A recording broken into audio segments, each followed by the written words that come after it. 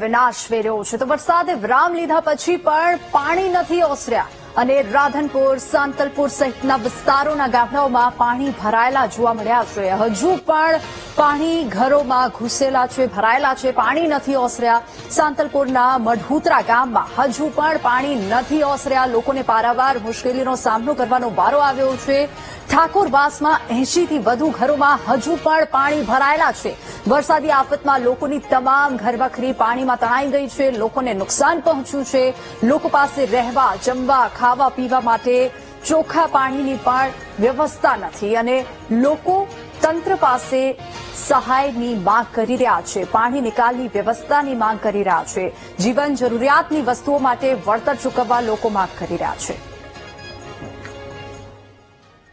સાંતલપુર તાલુકામાં જે રીતે વરસાદે તારાજી સર્જી છે, વહુવા બાદના જે દ્રશ્યો બતાવવા માંગીશ કે વહુવાની બાજુમાં આવેલું જે મઢુતરા ગામ છે, મઢુતરા ગામની અંદર વરસાદે વિરામ લીધાના 24 કલાક વીત્યા તેમ છતાં હજુ સુધી આ દ્રશ્યો જોઈ શકાય છો કે લોકોના ઘરો સુધી અહીંયા હજુ સુધી કમર સુધી પાણી ભરાણા છે। આ જ પાણીના પ્રવાહમાં લોકો 3 દિવસથી પોતાનું જીવન નિર્વાહ કરી રહ્યા છે અને વરસાદી પાણી પોતાના મકાનોની અંદર ભરાવાના કારણે પોતાના મકાનમાં રહેલી તમામ સામગ્રી છે તે વરસાદની અંદર પલળી ગઈ છે અને પોતાનો જે મકાનોની અંદર ધન સામગ્રી રાખેલું હોય કે રસોઈ બનાવવા માટેની જે સામગ્રી રાખેલી હોય, પાક હોય, શાકભાજી હોય સહિતનું જે સામગ્રી હોય, તમામ સામગ્રી પલળી ગઈ છે। આપણી સાથે અહીંના લોકો જોડાણા છે, તેઓની સાથે વાત કરવાનો પ્રયાસ કરીશું કે દાદા ક્યારે પાણી આવ્યું હતું, હાલ કેવી સ્થિતિ છે?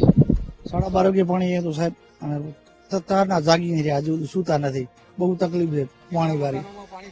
આ બાજુ 15 થી 20 મકાનોમાં પાણી ભર્યા છે, બહુ કમર સુધી નુકસાન બહુ છે સાહેબ।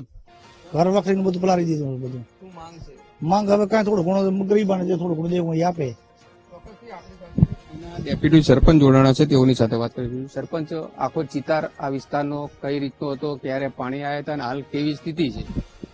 અનરાધાર વરસાદ પડવાથી મઢુતરા ગામના આજુબાજુના ઇલાકામાં લગભગ 20 થી 25 ઇંચ વરસાદ પડ્યો હતો, જેના લેવાથી અમારે આજે રાત્રે વરસાદ તો આજથી બંધ હતો, પરંતુ અચાનક ઉપરના ડેમો તૂટવાથી પાણી આવેલું હતું અને જે આ ઠાકોરવાસ કહેવાય તેમાં 80 થી 100 ઘરની અંદર રાતે અચાનક કમરસામાં પાણી ઘૂસી ગયા હતા અને તેના લેવાથી લોકોમાં ખૂબ હાલાકીના પ્રશ્નો ઉભા થયા હતા। રાતે લોકો કઈ અવર જવર કરી શકતા નતા। દિવસે વહેલા સવારે સ્થાનિક લોકોએ પોતાની રીતે મદદ કરી અને આજુબાજુના ઊંચાણવાળા વિસ્તારમાં લઈ ગયેલા હતા અને માણસોને ખૂબ હાલાકી પડી રહી છે, જેમનો સામાન, ઘર સામગ્રી, બાજરી, ધાન વગેરે પોતાનું પલળી ગયેલું છે। એટલે સરકારશ્રીને નમ્ર વિનંતી છે, જે કાંઈ તંત્રને તાત્કાલિક સર્વે કરી અને રિપોર્ટ કરી સરકારશ્રી આમને આર્થિક સહાય આપે એવી અમારી વિનંતી છે।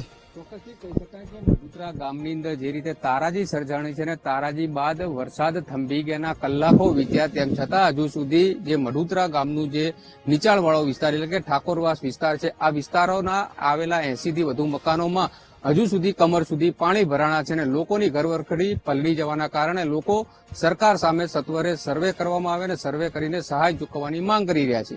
ભરત પ્રજાપતિ, વીટીવી ન્યૂઝ, પાટણ।